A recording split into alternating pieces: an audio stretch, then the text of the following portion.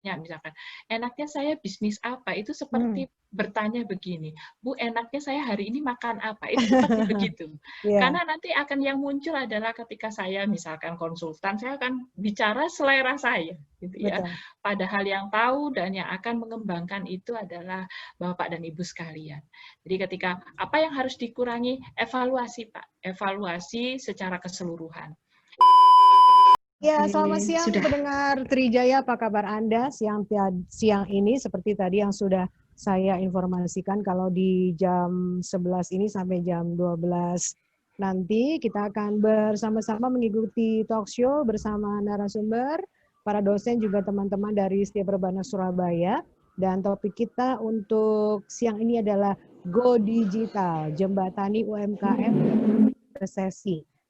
Di tengah hujan deras, ini kalau situasinya ya di Jalan Tais Nasution di Studio Trijaya FM sedang hujan deras, dan supaya tetap semangat, tetap hangat kita ramaikan talk show siang ini. Untuk itu saya mengundang Anda untuk berinteraktif di sini, bisa telepon ke 99 24 10 47 atau silakan juga bisa berinteraktif lewat WhatsApp di 0811 33 10 47.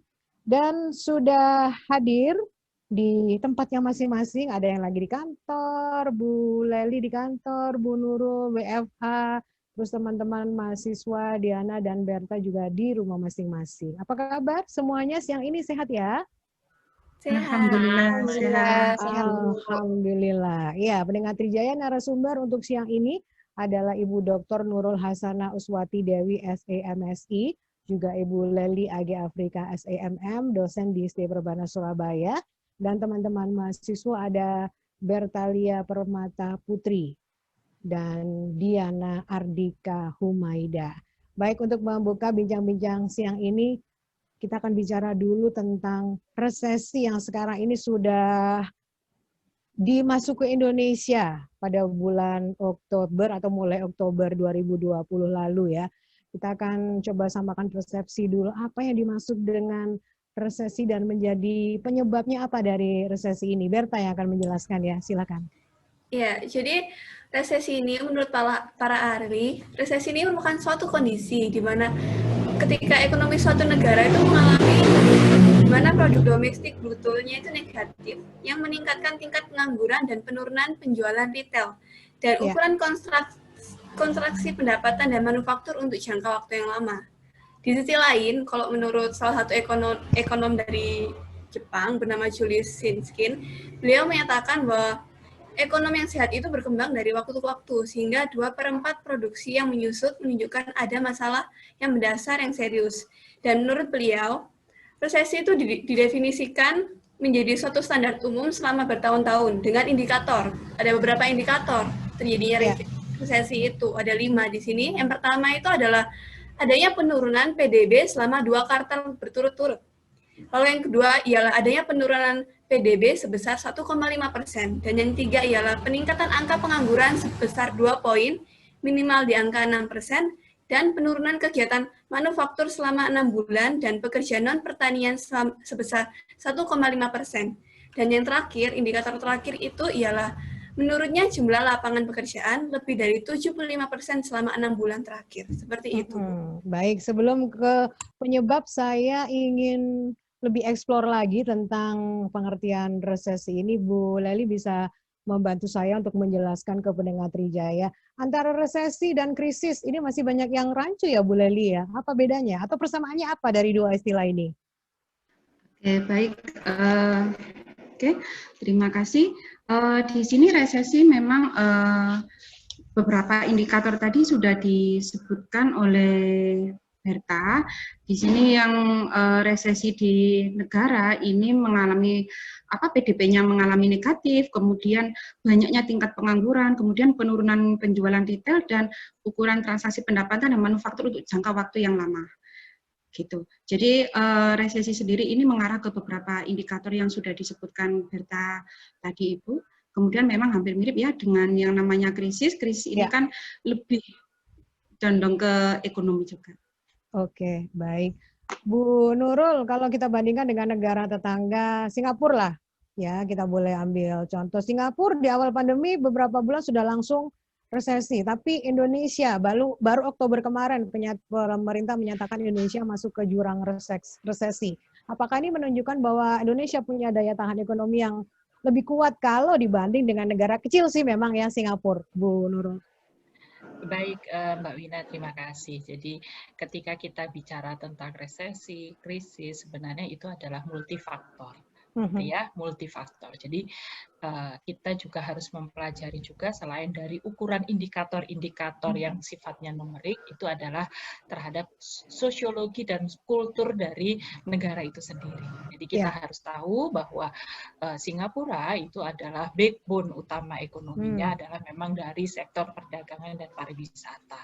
Betul. Ketika bandara tutup, lockdown, otomatis tidak ada yang masuk, otomatis perputaran sangat terganggu. Tapi di Indonesia itu kulturnya berbeda. Kita punya sebenarnya kalau kita mau, saya tidak tahu apakah perlu bersyukur atau bagaimana, kita sebenarnya diversifikasi kehidupan masyarakat kita itu lebih beragam. Jadi kalau kita lihat di Eropa ketika pasar modal jatuh, itu mereka lumpuh. Ketika di Singapura, ketika pariwisata jatuh atau ditutup, itu mereka jatuh. Tapi kita kan beragam. Gitu ya, mulai range-nya itu besar. Sehingga sebenarnya yang jatuh banyak, tetapi bahwa kita perlu bersyukur ada sektor-sektor lain yang menopang. Gitu ya, mulai dari industri makanan, mulai dari agrobisnis dan lain sebagainya itu ternyata juga sangat-sangat menopang dari ekonomi kita gitu. Jadi kalau bicara tentang resesi, kalau gambarannya hanyalah angka itu hitungan matematisnya mungkin tidak selengkap dengan ketika kita menambahkan faktor-faktor tersebut, Mbak. Oke, baik. Ini sedikit banyak membuat kita bisa tetap optimis ya bahwa Indonesia dengan bonus demografi, kemudian tadi banyak sektor yang masih bisa bergerak dikatakan Bu Nurul, ini membangkitkan semangat kita walaupun resesi, tetap masih ada peluang untuk terus bangkit perekonomian kita ya. Dan saya ke Diana sekarang, penyebab timbulnya resesi bisa dijelaskan Diana? Ya Bu, terima kasih. Sebelumnya penyebab timbulnya resesi itu ada berbagai macam, tetapi menurut laporan Forbes, setidaknya ada 6 fenomena utama yang dapat menyebabkan sebuah negara terjun ke dalam jurang resesi, yaitu yang pertama, utang yang berlebihan. Memiliki hutang yang berlebihan juga dapat menyebabkan resesi, apalagi ketika individu atau sebuah bisnis memiliki terlalu banyak hutang dan tidak mampu membayar tagihan tersebut. Meningkatnya default hutang dan kebangkrutan dapat dengan mudah membalikan perekonomian. Terus selanjutnya ada gelembung aset, lalu ada terlalu banyak inflasi. Inflasi ini juga menjadi salah satu penyebab timbulnya resesi. Inflasi merupakan tren harga yang stabil dan naik dari waktu ke waktu. Inflasi ini bukanlah hal yang buruk, tetapi inflasi yang berlebihan ternyata dapat menyebabkan resesi. Selanjutnya ada terlalu banyak deflasi. Deflasi sendiri merupakan saat harga naik turun dari waktu ke waktu yang menyebabkan upah menyusut dan selanjutnya menekan harga. Baik inflasi maupun deflasi, jika tidak terkendali sudah pasti dapat menyebabkan resesi. Selanjutnya ada perubahan teknologi, tentunya penemuan baru yang meningkatkan produktivitas dan membantu perekonomian dalam jangka panjang. Contohnya saat ini revolusi industri membuat banyak profesi menjadi tak lagi berguna dan ini dapat memicu resesi juga. Dan yang terakhir yaitu ada guncangan ekonomi yang tiba-tiba. Guncangan ekonomi yang muncul tiba-tiba adalah masalah yang dapat menimbulkan kerusakan finansial yang serius. Pandemi global yang saat ini kita hadapi yaitu virus corona, ini merupakan salah satu contoh peristiwa yang dapat mematikan ekonomi di seluruh dunia tanpa peringatan tentunya. Iya. Baik, beberapa poin yang disampaikan narasumber tadi, pendengar Trijaya itu menjadi pembuka kita dalam perbincangan kali ini. Nanti segmen kedua kita akan lebih dalami lagi ya, termasuk tentang bagaimana dampak resesi ini terhadap UMKM. Tapi sekarang kita harus break dulu dan setelah ini pastikan tetap bersama kami Talkshow bersama Setia Perbana Surabaya. Baik, pendengar Trijaya, kita lanjutkan lagi perbincangan kita. Masih melanjutkan topik Go Digital, Jembatani UMKM. Tadi sudah dijelaskan oleh narasumber apa itu resesi, penyebabnya, juga indikator-indikatornya.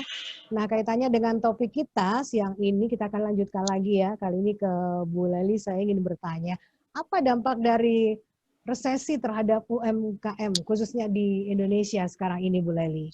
Iya. Oke, baik. Terima kasih.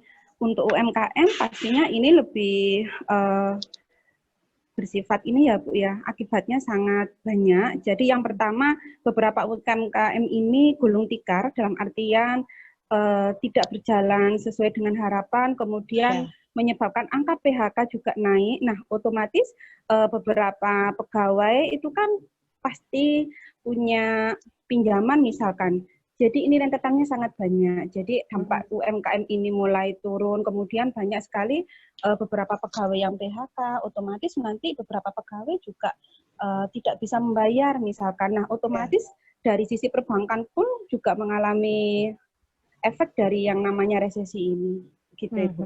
Jadi sangat terdampak sekali UMKM dengan adanya resesi ini. Ya, jangankan untuk bisnis skala UMKM, bahkan perusahaan besar pun juga banyak yang tidak lagi bisa bertahan dengan adanya pandemi ini. Dan kita tahu bahwa UMKM ini punya peran yang cukup besar di perekonomian Indonesia. Bisa dijelaskan, Diana, tentang peran UMKM terhadap perekonomian? Iya, Bu. Peran UMKM terhadap perekonomian di Indonesia itu ada beberapa peran. Yang pertama yaitu meratakan perekonomian. Sebagai negara kepulauan, Indonesia tentunya perlu bekerja secara ekstra untuk bisa mencapai kesejahteraan. Kehadiran UMKM ini dianggap mampu meratakan perekonomian di berbagai pelosok negeri. Masyarakat di daerah terpencil pun bisa memenuhi kebutuhannya tanpa perlu mengunjungi kota besar, apalagi jumlah total UMKM di Indonesia ini sudah mencapai 99,9% dari total unit usaha di Indonesia, sehingga UMKM ini memiliki peran besar dalam menyumbang perekonomian yang merata di tanah air. Selanjutnya yaitu mengurangi pengangguran dan membuka lapangan pekerjaan. Peran UMKM itu tentunya memberikan peluang besar bagi pelaku usaha untuk membuka lapangan pekerjaan baru. Penyerapan tenaga kerja yang tinggi bisa mengurangi kemiskinan di Indonesia. Berkurangnya angka pengangguran pun juga dapat dikurangi. Dari data UMKM yang dimiliki oleh Kementerian Koperasi dan Usaha Kecil dan Menengah, angka pertumbuhan UMKM selalu naik dari tahun ke tahun. Dan yang terakhir yaitu mengurangi kemiskinan. Tentunya UMKM ini dapat mengurangi kemiskinan di Indonesia, apalagi negara kepulauan ini dapat memberikan benefit lain bagi Indonesia dalam mengembangkan UMKM. Usaha kecil, mikro, dan menengah ini dinilai mampu menyumbang devisa bagi negara. Sumber-sumber devisa tersebut antara lain adanya ekspor barang dan jasa ke negara lain, serta kehadiran wisatawan asing yang berbelanja di dalam negeri. Oke. Saya beralih ke Berta ya. Dengan begitu pentingnya peran UMKM untuk perekonomian Indonesia, kalau Berta sendiri melihat bagaimana gairah atau semangat berwirausaha di kalangan anak-anak muda? Apakah banyak teman-teman mahasiswa yang sebelum pandemi atau justru sekarang pandemi ini juga mereka jadi lebih giat untuk memulai berwirausaha? Bagaimana Berta melihatnya? Baik, kok menurut saya sebelumnya mungkin kok 5 tahun belakang itu masih belum ada di antara gairah orang muda untuk berwirausaha. Tetapi 3 tahun belakangan ini, apalagi pas lagi saat pandemi seperti sekarang, saya ingat awal-awal pandemi itu banyak banget teman-teman mahasiswa itu mulai belanja, mulai membuka toko secara online seperti itu, Bu. Seperti itu, dan itu menjadi tren sekarang di kalangan anak muda. Kalau Berta sendiri atau Diana juga punya usaha, sudah mulai berwirausaha? Sekarang kan di perkuliahan juga diajarkan ya kewirausahaan ya. Bagaimana Berta, Diana? Ada usaha juga yang lagi ditekuni atau bantu-bantu orang tua? Kalau benar sekali seperti Ibu bilang tadi, di kampus sendiri kami saya semester 5 ini sekarang sedang belajar tentang kewirausahaan. Di sini kami didorong untuk membuat satu jenis usaha. Kalau saya sendiri sejauh ini masih dalam tahap perencanaan sih.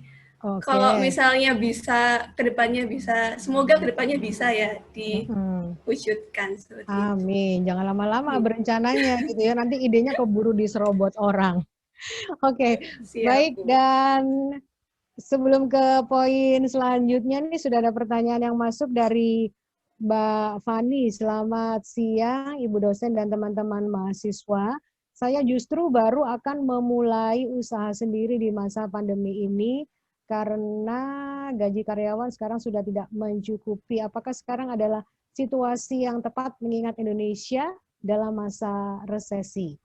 Boleh dibantu untuk menanggapi dari Mbak Fani. Saat pandemi, saat resesi justru baru memulai usaha. Apakah waktunya tepat?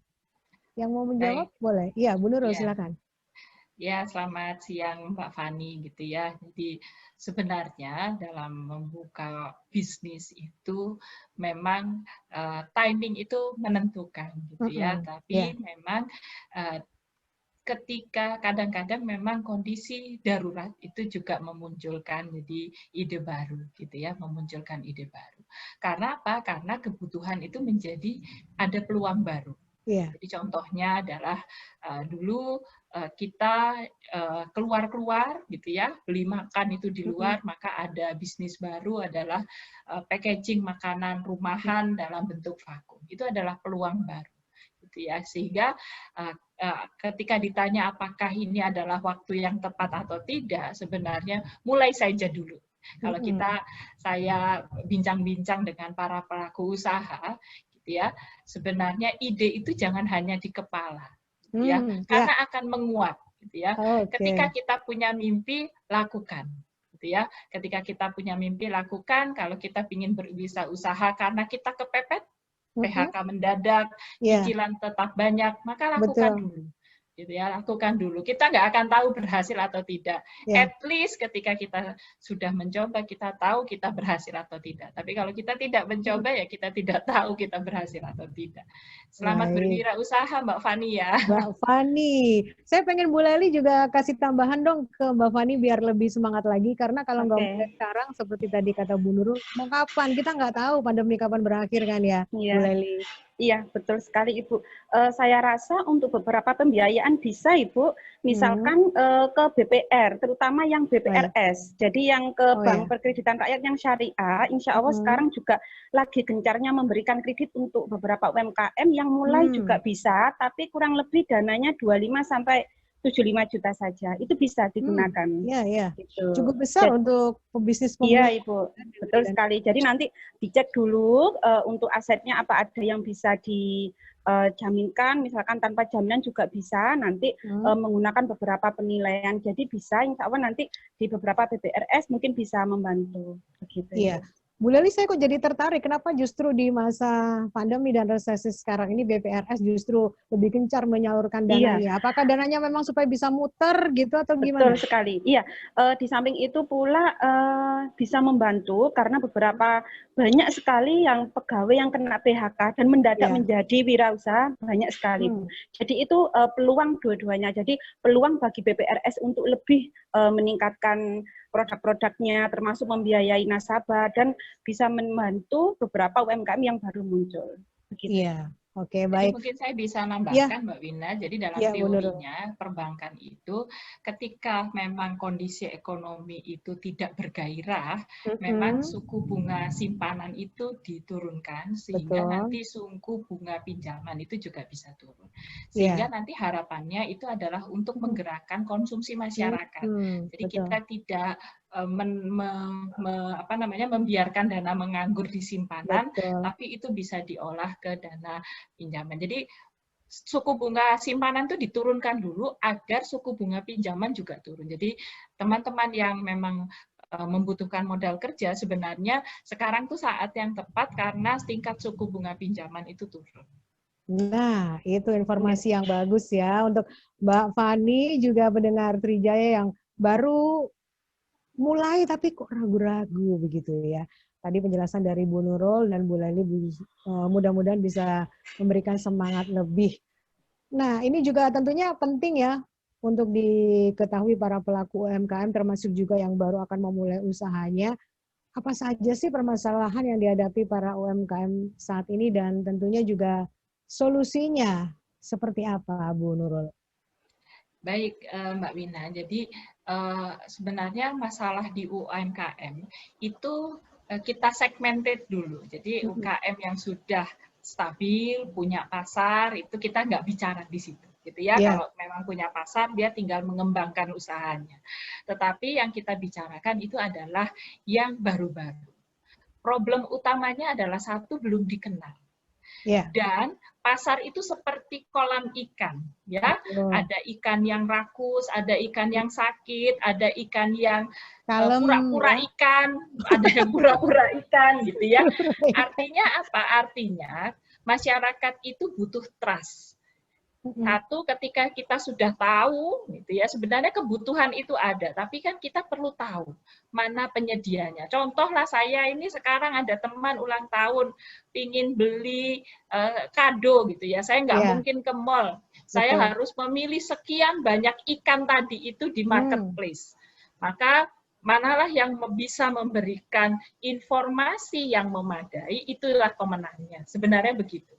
Informasi memadai itu tentu saja responsiveness yang cepat, kemudian ketepatan waktu, kemudian servis yang memuaskan, kemudahan mendapatkan informasi produk dan lain sebagainya, itu menjadi keunggulan tersendiri yang itu sebenarnya di buku literatur itu adalah disinggung sedikit. Tapi sekarang itu menjadi topik hangat dan pemain utama dalam keberhasilan sebuah usaha.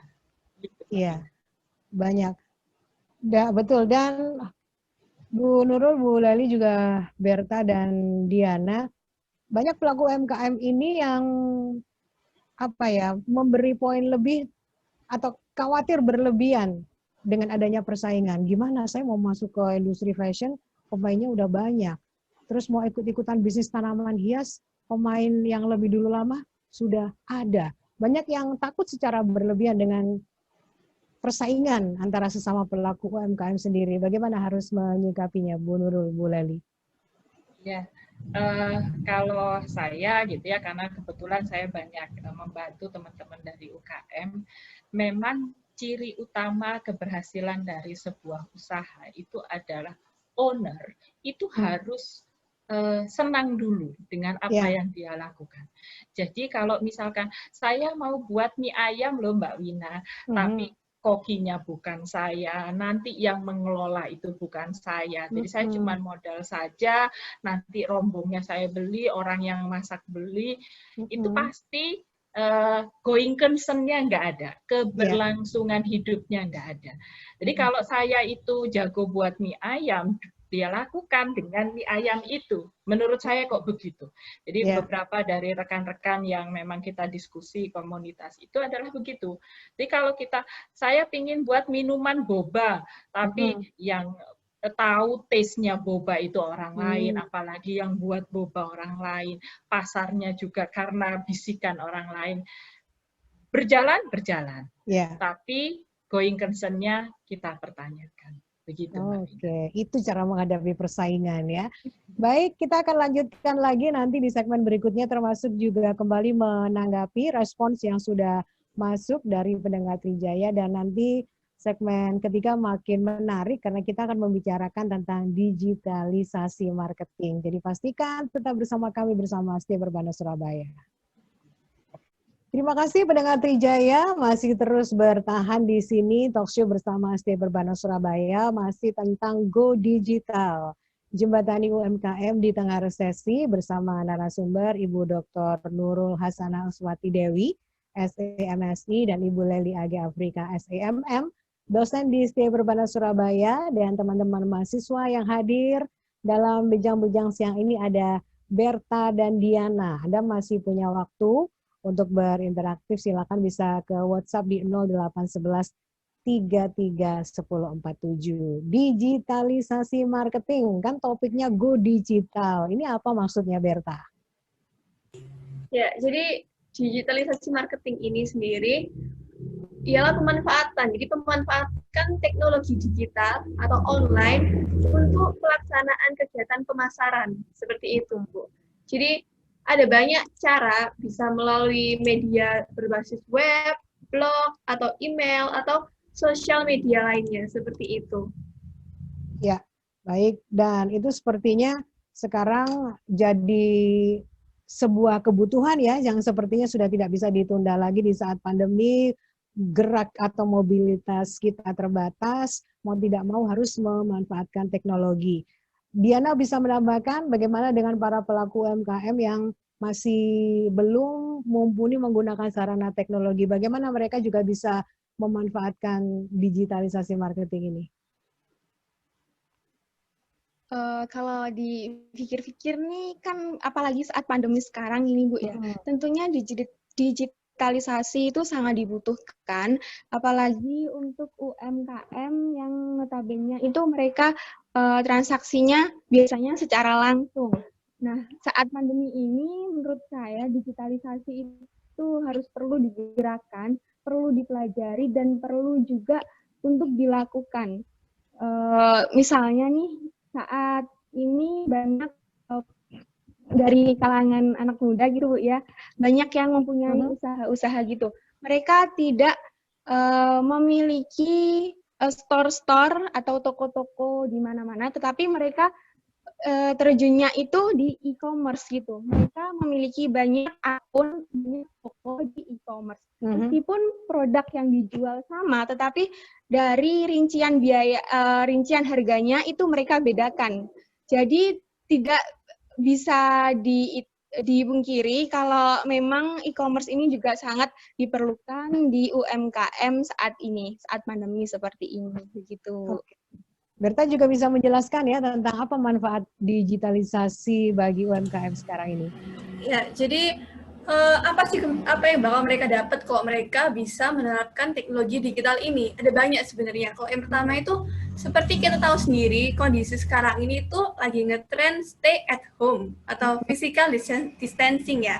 Jadi kita itu sekarang tuh menghindari yang namanya tatap muka atau berjumpa secara langsung. Jadi mau tidak mau sekarang kebiasaan kita itu jauh menuju yang ke digital. Menggunakan handphone, apa-apa mau pesan ini, mau pesan itu lewat HP aja gitu. Dan jika UMKM bisa beradaptasi dengan teknologi, mereka akan ini bisa menjadi suatu solusi bagi mereka. Seperti itu. Sedangkan yang kedua adalah mereka bisa cost efisiensi. Jadi mereka bisa mengurangi biaya. Jadi seperti biaya pemasaran berkurang, biaya pergudangan atau biaya transportasi. Jadi dengan penggunaan digital ini bisa menciptakan efisiensi biaya yang untuk menurunkan cost mereka, seperti itu.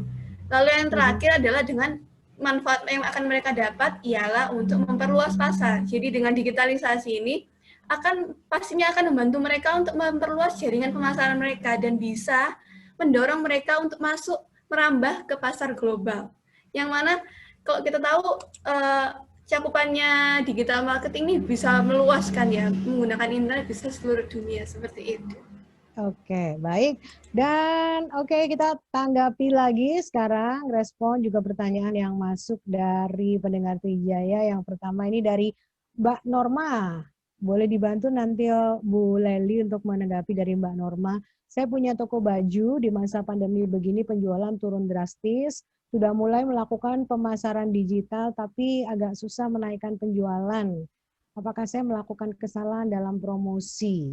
Bagaimana Bu Leli untuk masalahnya Mbak Norma? Iya, terima kasih.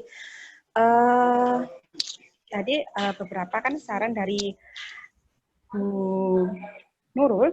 Jadi begini, untuk permasalahan apakah saya ada kesalahan atau tidak, mungkin harus ada evaluasi lagi ya. Jadi misalkan brandednya, jadi ini itu punya branded sendiri atau posisinya sebagai distributor. Misalkan nih posisinya Mbak Norma ini punya suppliernya ini nanti punya branded tersendiri dan punya ciri khas tersendiri misalkan. Nah itu bisa mendongkrak untuk penjualan. Kemudian dari untuk cara brandednya, cara pemasarannya, mungkin bisa untuk layout desainnya, bagaimana untuk bisa menarik beberapa konsumen, bisa jadi seperti. Jadi evaluasinya juga dari sisi mana itu nanti kita cek lagi. Iya, diteliti lagi Mbak Norma di mana saja yang masih lemah ya dan itu yang harus diperbaiki. Kemudian ini dari Mas Hendra. Saya mau memulai usaha di masa pandemi ini, kira-kira produk yang bagus apa ya? Waduh, pertanyaannya luar biasa ini. Boleh dibantu Berta, Diana, ini anak-anak muda, boleh kasih masukan yang lagi hits, lagi tren. Sekarang apa sih ini Mas Hendra baru mau memulai soalnya? Baik, terima kasih. Jadi kalau seperti tadi Bu Nurul sudah menyampaikan, kalau mau mulai usaha itu dimulai tergantung sama ownernya. Jadi apa yang ownernya bisa lakukan? Apa core kompetensi dari Anda itu apa? Menyesuaikan dengan kondisi saat ini. Apa yang dibutuhkan oleh pasar? Apa yang sedang dicari oleh pasar? Seperti itu.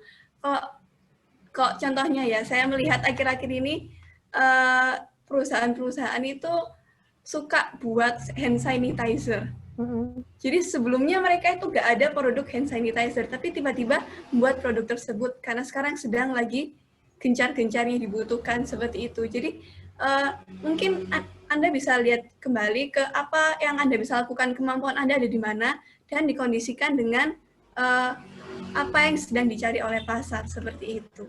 Oke, baik. Diana bisa membantu juga, Mas Hendra, apalagi yang sekarang ini lagi tren dan masih ada peluang untuk bisa diambil profit dari situ untuk usaha. Baik Bu, menurut saya kalau saat ini yang sedang gencar itu banyak sekali. Misalnya saat ini teman saya banyak yang di kalangan anak muda kayak gini yang berjualan masker organik. Masker organik yang seperti apa tuh? Ya, itu maskernya banyak dari bahan-bahan organik, terus dari packagingnya juga udah dibentuk sedemikian rupa, jadi sangat menarik. Tetapi itu biasanya bahannya ada yang mengambil dari supplier gitu, jadi tinggal packagingnya aja yang dari kita, sama brandingnya biasanya gitu. Terus selain itu juga ada yang ini thrift shop atau pre-love, barang-barang pre-love.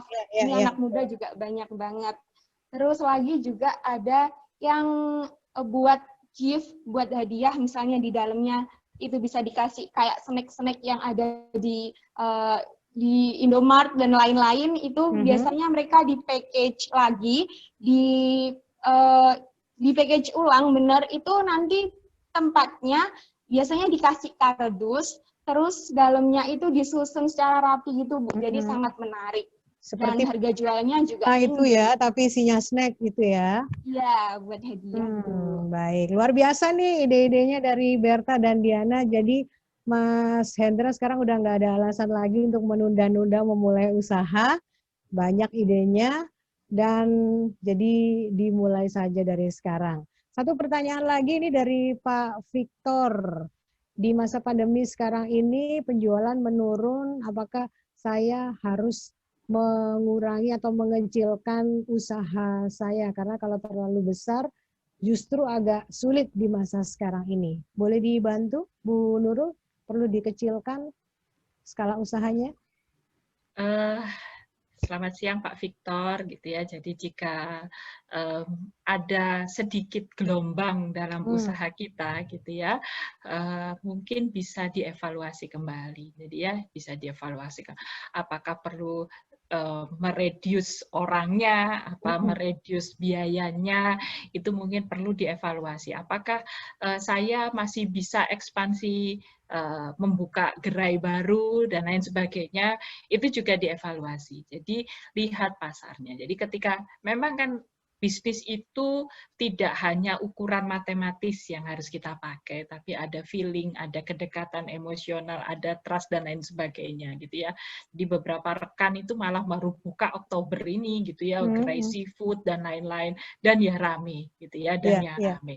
Sehingga sebenarnya memang ketika ditanyakan sama tadi pertanyaannya yang sebelumnya tanya misalkan, enaknya saya bisnis apa? Itu seperti bertanya begini, Bu, enaknya saya hari ini makan apa? Itu seperti begitu.